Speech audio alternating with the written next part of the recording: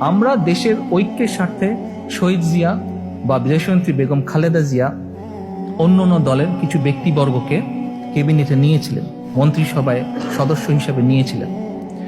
তাদের কারো বিরুদ্ধে শেখ মুজিবের সময় বা শেখ হাসিনার অন্য শাসন আমলেও তাদের কারো বিরুদ্ধে শেখ মুজিবের সময় অফিসিয়ালি রাজাকারের আইনে বিচার হয়নি, তারা জেলও খাটেনি, কোনো কিছু হয় নাই। তখন আমরা বলছি যে 5 আগস্টের পরে আপনারা এরকম জুলুম নির্যাতন চালিয়েন না, মানুষকে পাথর মেরে হত্যা করিয়েন না, এগুলা নিয়ে কর্মসূচি পালন করি। তখন আমাদেরকে বলে তোমরা রাজাকার, তোমরা আলবদর, তোমরা আশামস, তোমরা স্বাধীনতা বিরোধী, তোমরা গণহত্যাকারী।